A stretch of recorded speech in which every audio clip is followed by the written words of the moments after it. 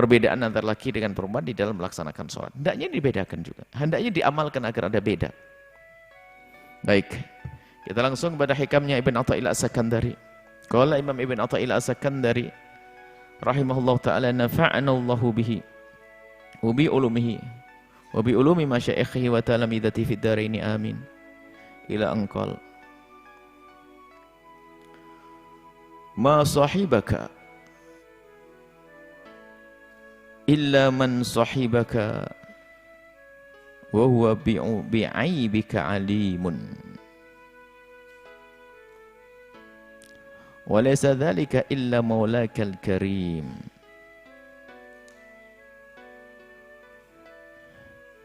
khairu man tashabu man yatlubuka la li syai'in ya'udu minka ilaihi. Ma sahibaka, tidaklah ada yang menjadi sahibmu. Sahib itu yang menyertaimu, memperhatikanmu, menjagamu, mengingatkanmu. Itu sahib yang sesungguhnya. Kalau menjerumuskanmu bukan sahib, musuh. Yang mana sahib itu adalah yang menyertaimu dan menjagamu, memberikan manfaat kepadamu. Sahib.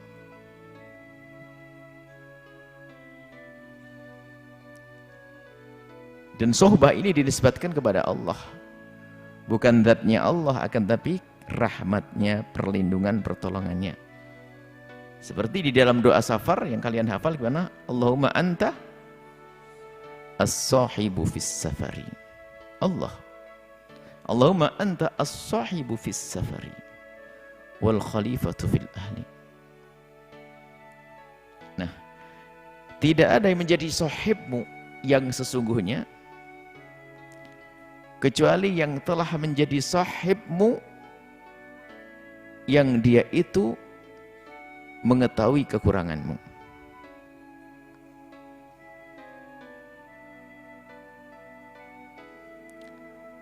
Walaysa dzalika, dan tidak ada yang demikian itu illa maulakal karimu, kecuali Allah.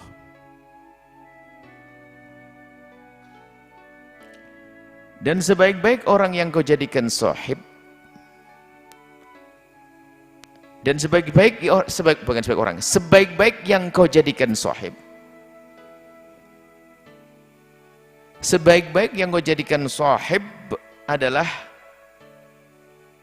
yang meminta kepadamu dengan sebuah permintaan la li syai'in ya'udhu minka ilaihi, bukan untuk kepentingannya tapi untuk kepentinganmu.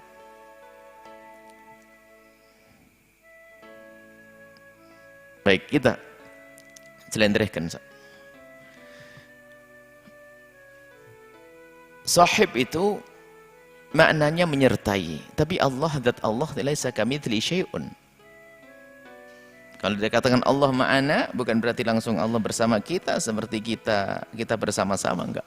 Allah tidak memerlukan tempat. Allah ada tapi tidak memerlukan tempat. Maka jika dinisbatkan kepada Allah sesuatu yang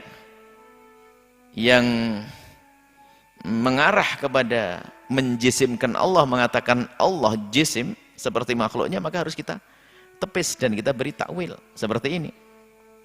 Dalam Al-Quran, dalam hadis Nabi, anta sahibu fis safari, nggak ada orang yang berkatakan Allah sahibku dalam berkian, Allah bersamaku seperti kamu nemeniku, enggak. As-sahibu fis safari, Allah yang menyertai dengan pertolongannya, perlindungannya, rahmatnya, riayahnya. Di sini juga begitu. Sahib itu ya seperti itu, yang engkau akan mendapatkan manfaat dengannya. Dia akan menjagamu dan akan mengarahkanmu. Jika engkau salah, dia akan mengingatkanmu, meluruskanmu. Tidak ada sahib sejati seperti yang telah menjadi sahibmu, akan tapi dia tahu tentang aibmu. Aib itu ada aib zahir dan aib batin. Aib itu ada aib zahir dan aib batin. Aib zahir yaitu perilaku zahir yang maksiat, mata jelalatan, tangan coel-coel, mulut ceplas-ceplos, itu aib zahir. Sebagai sahib manusia kita tahu. Nah ini ngomongnya nggak enak. Kita bisa mengingatkan karena kedengaran. Tapi ya kalau sudah urusan dengan aib batin, siapa yang tahu sahib? Sahib seperti apa yang mengetahui aib batin kita lalu akan membenahi aib kita. Orang tua kita juga tidak tahu. Pasangan kita juga tidak tahu. Teman kita juga tidak tahu. Lalu sahib siapa sih yang mengetahui aib batin kita? Siapa? Allah Jalla Jalaluh. Maka sebaik-baik sahib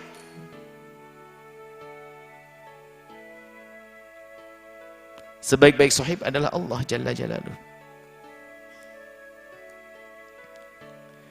Dan Allah Subhanahu wa ta'ala itu kalau meminta kepada hambanya untuk melakukan amal ibadah bukan untuk kepentingan Allah.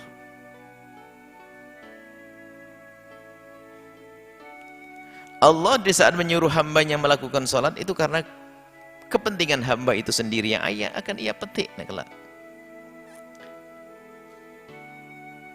Bahkan di saat kita melakukan kesalahan dan dosa pun bagaimana Allah yang Maha Pengampun pun menyeru, hal min mustaghfirin, mana yang mohon ampun kepadaku? Itulah sahib sejati Allah Jalla Jalaluh. Maka dari itu hendaknya kita merasakan itu, merasakan kalau Allah adalah sebaik-baik sahib kita.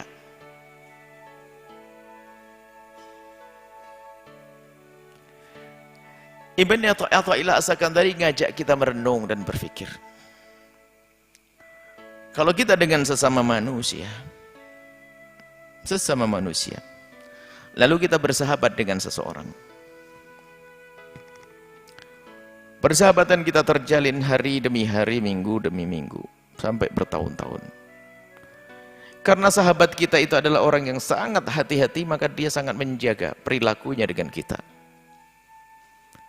5 tahun kita bersahabat dengannya, hampir tidak ada pernah dia menyakiti kita dengan lesannya. Bahkan sangat sering kita ketemukan dia mengalah dengan kita. Bahkan di saat kita salah, dia mudah memaafkan kita. Yang ia pikirkan adalah berbuat baik untuk kita. 5 tahun tidak ada celah dia.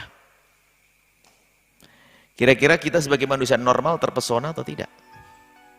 Terpesona, kagum. Kita senang menikmati persahabatan dengan manusia yang semacam itu. Dia baik dengan kita, selalu memberi kepada kita, mengingatkan kita kalau salah kita, memikirkan tentang kita. Bahkan dia berbuat baik dengan kita tanpa pamrih, dia hanya menginginkan kita baik gitu saja. Lihat, semua manusia normal pasti senang dengan orang semacam ini. Karena apa? Dia berbuat untuk kita tanpa pamrih. Bukan kita ingin menyanjungnya, bukan dia minta balasan dari kita. Nah, kalau kita sudah sampai akal kita bahwasanya, atau bahkan hati kita sudah faham bahwasanya orang semacam itu layak untuk kita jadikan sahib, dan kita akan nyaman dengan orang semacam ini. Fitrah batin kita. Kemudian setelah itu kita alihkan kepada hikmah ini. Ketahuilah bahwa Allah Jalla Jalaluh jauh dan jauh dan jauh daripada itu semuanya. Tapi kenapa? Karena kita belum bisa bersyukur kepada Allah. Belum bisa kita merasakan sohbahnya Allah kepada kita.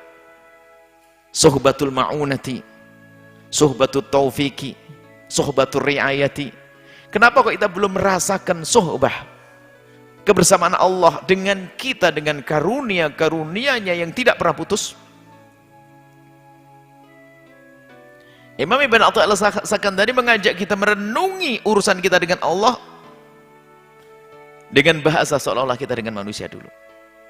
Sahib, sebaik-baik yang menjadi sahibmu adalah yang paling tahu tentang kekuranganmu dan dia akan meluruskanmu, dan yang paling tahu hanya Allah. Dan jika menyuruhmu untuk sesuatu hal, bukan untuk kepentingannya, tapi untuk kepentinganmu. Itulah sahib sejatimu. Jika di kalangan bangsa manusia, kita akan senang, tersanjung dengan orang semacam ini.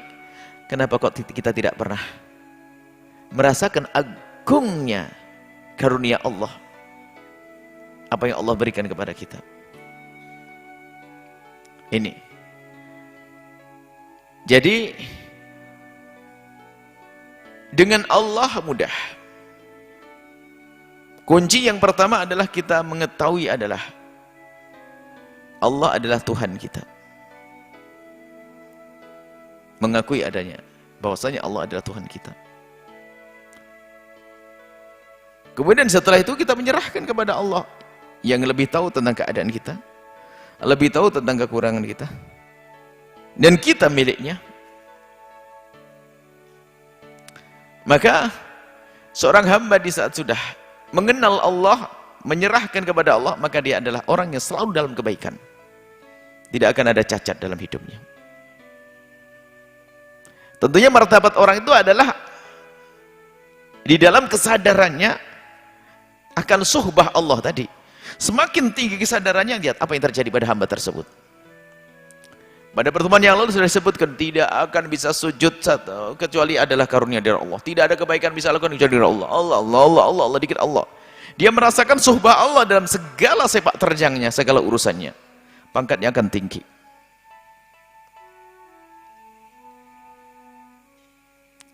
Ingat catatan, setiap dinisbatkan ma'iyah dan suhbah kepada Allah, jangan dianggap seperti kita. Laisa kamitslihi syai'un.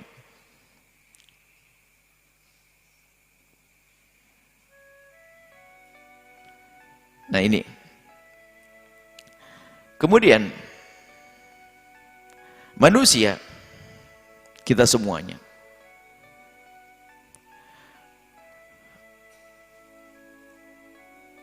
ada interaksi dengan sesama, hubungan dengan sesama.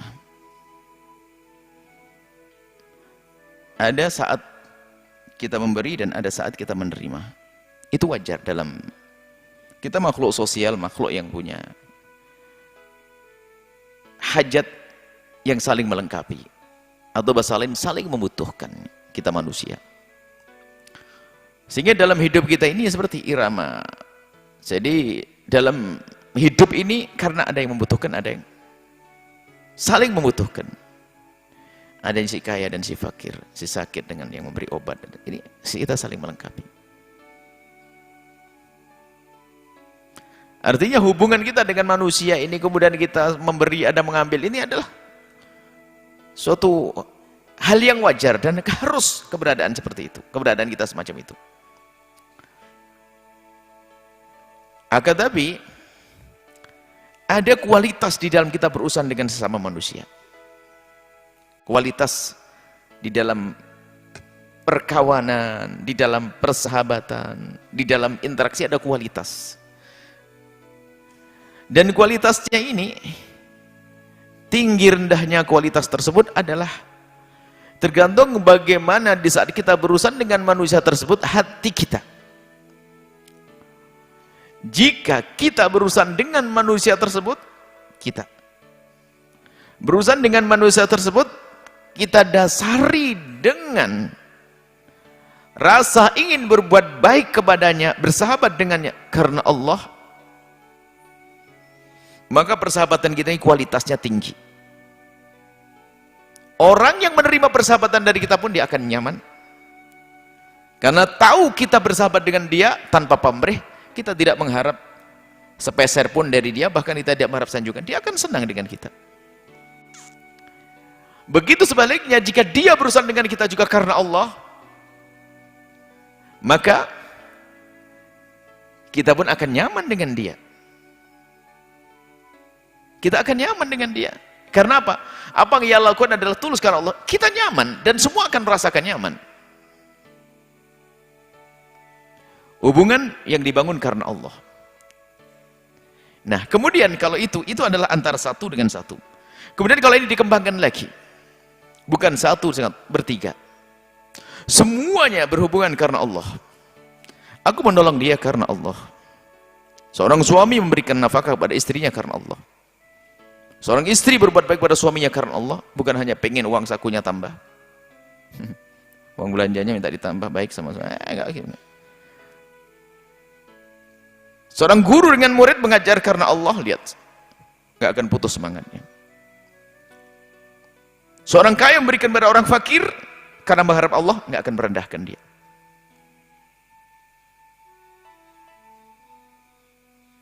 Nah, jika seseorang di dalam urusan dengan sesamanya selalu dihubungkan dengan Allah, maka ini adalah menjadi hubungan yang berkualitas. Apa yang terjadi setelah itu? Keindahan. Sehingga di sana ada pendidikan dari baginda Nabi Muhammad SAW tentang mahabbah di antara kita. Hendaknya kita bangun cinta di antara kita karena Allah. Nah, ini yang perlu kita asah. Kesadaran kita di dalam berinteraksi ini karena Allah. Seorang bapak di saat mendidik anaknya bukan karena Allah, dia akan capek. Karena belum tentu anaknya dididik menjadi anak berbakti. Tapi kalau dia mendidiknya karena Allah, dia nggak pernah pusing. Yang penting aku mendidik karena Allah, selesai. Bahkan seorang tua itu bisa saja mendidik anaknya, membesarkan anaknya itu terbetik di hatinya bukan pahala dari Allah, hanya seolah-olah begini berkata, nak, engkau akan aku besarkan, aku sekolahkan. Nanti kalau ketua aku menumpang kepadamu, nak. Jadi ada seorang tua membesarkan anaknya, mendidik anaknya hanya ingin numpang di masa tuanya. Maka kurang ketulusan. Sehingga di dalam mendidiknya pun tidak sempurna. Tapi kalau orang tua mendidik anaknya, aku mendidikmu karena ini amanat dari Allah dan karena Allah, lihat akan lurus jalannya. Kalau seorang tua mendidik anaknya hanya ingin numpang di masa tuanya, lihat, numpang itu di mana sih? Di rumah yang naungan yang aman, kemudian kamar sejuk, dan ini kan peluang, makanya anaknya akan dijadikan budaknya dunia. Setelah anaknya mendapatkan dunia, belum tentu menghormati orang tuanya. Na'udzubillah. Tapi seorang tua yang mendidik anaknya karena Allah, seorang istri mendidik suaminya karena Allah, suami mendidik anaknya karena Allah, maka akan menemukan keindahan di dalam hidupnya.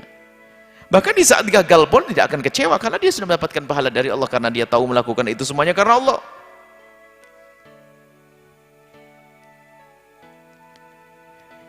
Kalau kita melihat, kalau kita bersahabat dengan seseorang yang dia itu meminta dari kita selalu untuk kepentingan kita, bukan untuk kepentingannya, kita salut dengan dia, sanjung, bangga dengan dia. Hendaknya memang interaksi kita dengan sama manusia seperti itu. Makanya urusan dengan tetangga, urusan dengan tamu, bagaimana Rasulullah sambungkan dengan iman kepada Allah. Man kana yu'minu billahi wal yaumil akhir falyukrim jarah, falyukrim dhaifah. Yang iman kepada Allah dan hari akhir, hubungannya hendaknya muliakan tamunya. Ada apa ini semuanya? Ini bukan basa-basi. Kalau basa-basi sosial itu kan begitu, agar rumahmu dijaga, tolong deh kalau tetanggamu lagi pergi, jaga dong. Kalau kamu dicubit sakit, jangan nyubit. Itu kan basa-basi sosial. Itu adalah ego, kepentingan dirinya. Tapi kalau orang beriman, dia akan berkata, aku akan menjaga harta tetanggaku. Kenapa? Dia kalah jiron. Wasiat Nabi. Nabi pernah menyampaikan Jibril selalu mewasiatkan kepadaku tentang tetangga. Seolah-olah antara tetangga itu saling mewarisi. Begitu seringnya Jibril wasiat, maka diwasiat untuk kita. Aljar Nabi, tetangga. Loh, kita berbuat baik kepada tetangga karena apa? Bukan karena pengen dijaga rumah kita. Coba yang berbuat baik kepada tetangga hanya karena pengen dijaga rumahnya. Giliran pergi, tak taunya lampu depan pecah, tetangganya nggak tahu menau. Kurang ajar, tetangga sudah dibaikin, tidak peduli rumah saya. Marah. Tapi kalau kita berbuat baik dengan tetangga karena Allah, apa yang terjadi? Puas ya. Puas karena dia tahu balasannya adalah agung sekali di hadapan Allah. Tidak ada orang kaya yang memberikan kepada si fakir adalah dengan merendahkan. Karena dia berpikir, dia dengan Allah,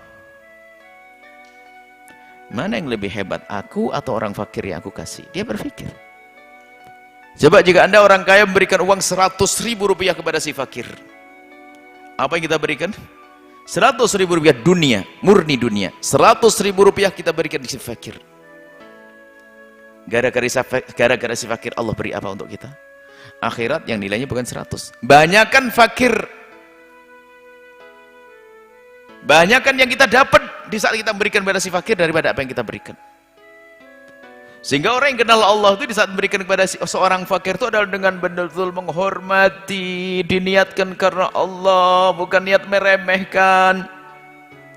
Sampai derajat seperti ini. Ini makna menyadari bahasanya pentingnya kita itu di dalam bersahabat ini adalah karena Allah. Dimulai daripada kita nyadari bahasanya sahabat sejati kita adalah Allah. As-sahibu, bukan saja fis safari, dalam keadaan di rumah kita pun menjadi sahib. Maknanya apa? Sohbah, sohbatur riayah, subah pertolongan dari Allah. Dan kita harus merasakan seperti itu, dilihat oleh Allah, berhati oleh Allah. Zat yang jika meminta bukan untuk kepentingannya, tapi untuk kepentingan yang diminta kepentingan kita. Ribuan sujud yang kita lakukan tidak akan menambah kemuliaan Allah, karena kemuliaan Allah sudah di puncaknya. Jika manusia jadi pendusta semua, kalau seandainya manusia semuanya itu seperti Nabi Muhammad semuanya, tidak akan menambahkan kebesaran kerajaan Allah. Kalau semua manusia sejahat Abu Jahal semuanya, tidak akan mengurangi kerajaan Allah. Allah tidak memerlukan apapun dari hambanya. Maka kalau Allah menyuruh kita adalah karena kebaikan kita. Ini. Jadi yang harus kita sadari dari hikmah ini adalah Imam Ibn Athaillah As-Sakandari mengajarkan kepada kita agar kita itu bisa merenung dan menyadari bahwasanya sebaik-baik sahib adalah Allah. Inilah tambah iman kita. Kalau sesama manusia, lihat kita bersalah dengan manusia, salah sekali, mungkin orang itu masih maafkan kita. Salah kedua kali, mungkin masih maafkan kita. Salah ketiga kali, ngedumelnya lebih luar biasa, cuman mungkin masih maafkan kita. Tapi kalau kita melakukan kesalahan yang sama dengan manusia tersebut sampai 10 kali, mungkin dia tidak akan mau melihat muka kita.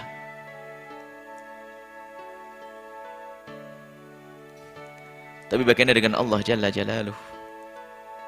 Tidak akan pernah berpaling dari hambanya yang menghadap kepadanya biarpun dengan segudang dosa, asalkan ada ketulusan di dalam hatinya. Ya Rasulullah,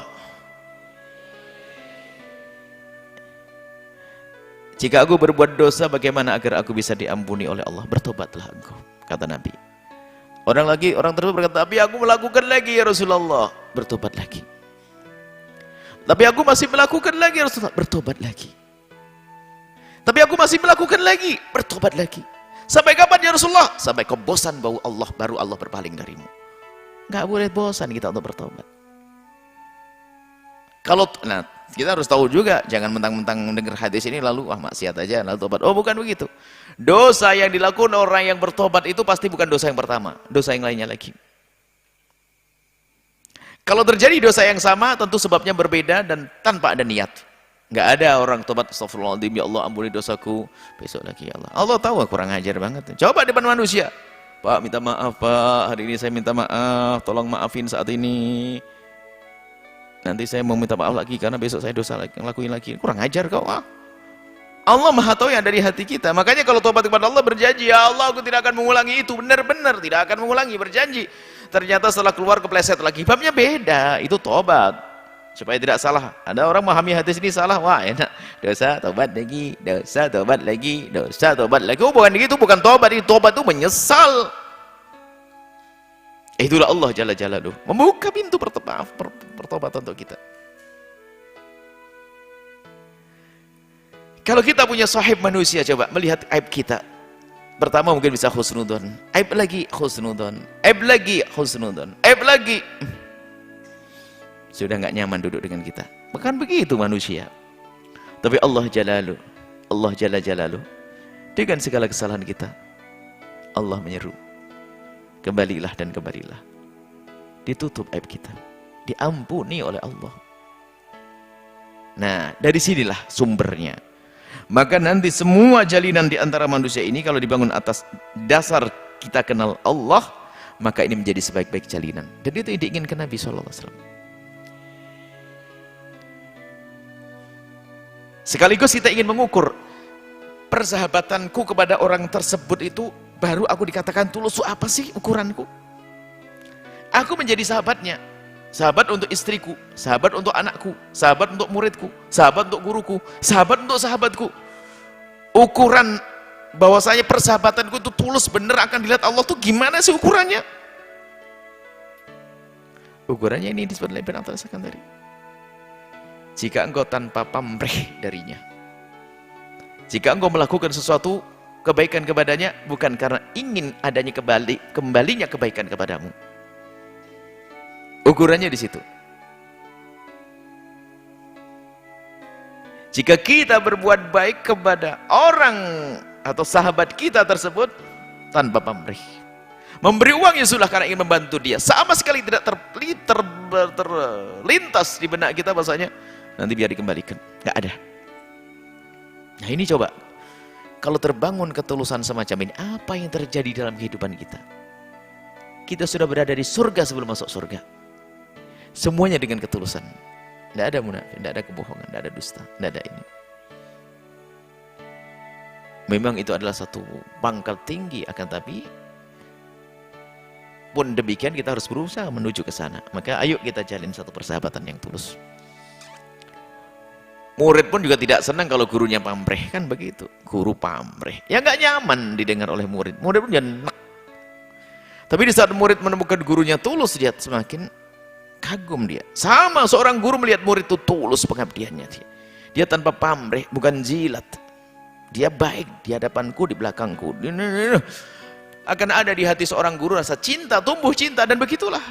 Itu yang dibangun, yang diajarkan oleh Ibn Abbas dari zakat ini. Dimulai dari dengan Allah yang selalu punya kebaikan kepada kita. Kita salah pun ternyata tetap buka maaf. Hendaknya kita pun demikian. Di dalam persahabatanmu juga demikian. Di samping di saat kita berbuat baik pribadi ya, bukan kesalahan dengan Allah. Mengambil dari sifat Allah, artinya Allah punya kasih sayang, kita berkasih sayang.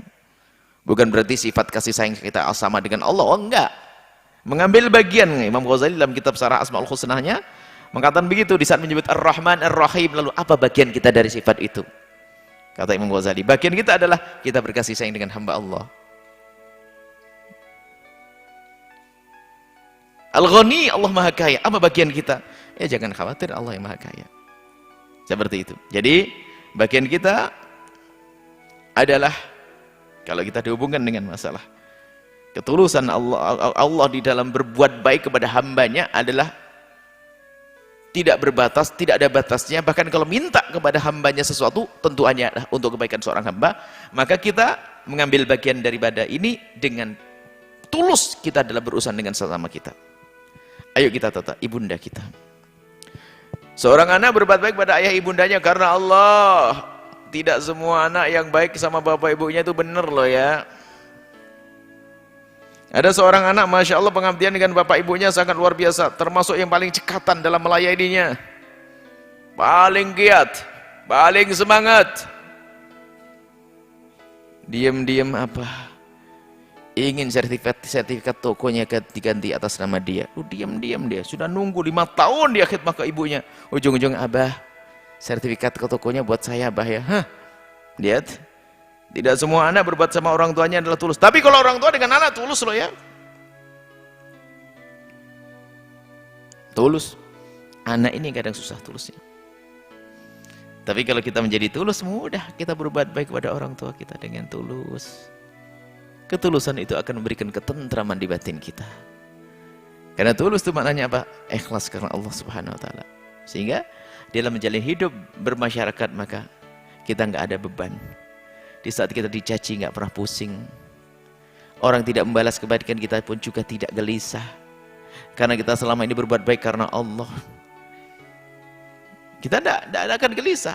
Kemudian kita pun juga tidak akan menyakiti orang lain karena kita punya rambu-rambu. Aku harus baik-baik dengan hamba Allah dan seterusnya. Baik. Inilah hikmah yang bisa dihadirkan pada malam ini. Intinya adalah belajar ya. Intinya adalah menyadari pentingnya sebuah persahabatan. Dimulai dari Allah dengan ketulusan, maka dengan manusia pun dengan ketulusan. Dan di dalam persahabatan itu hendaknya harus ada maaf. ada maaf, ada mengingatkan. Kalau Allah Jalla Jalaluhu sangat maha mengetahui kita. Dan Allah maha pemaaf. Bahkan dengan segala kesalahan kita, Allah yang tahu aib kita, batin kita. Allah rubah kok kalau kita dengan Allah terus. Maka kita pun juga dengan sesama manusia. Jangan ingin menjalin persahabatan adalah kita harus bisa membangun saudara kita yang ternyata ada aib di dalam dirinya. Bukan kita bincangkan, bukan kita Allah akan, tapi yuk kita luruskan. Kemudian setelah itu, kalau kita menemukan kekurangan, ini tanda juga tulusannya. Luas sekali maknanya memang hikmah ini. Kalau kita menemukan aib saudara kita, tanda ketulusan kita di dalam persahabatan, maka aib itu yang telah kita ketahui tidak menjadikan hubungan kita berkurang dengannya. Akan tapi justru menjadikan hatinya semakin terenyuh, lalu berusaha untuk menghilangkan aib tersebut. Maka alangkah dustanya orang yang mengaku bersahabat tapi membongkar aib sahabatnya. Aib istrinya diobral di WA. Aib suaminya diobral. Pagi-pagi ribut, pagi-pagi ribut. Sebelum itu ada aja. Kalau udah pakai status, cemberut. Ada macam-macam. Ketahuilah bahwa pendidikan dari Allah luar biasa. Dan inilah yang dirangkum oleh Ibn Attal As-Sakandari dalam hikmah ini. Semoga Allah memberikan pemahaman yang benar kepada kita. Wallahu a'lam bissawab.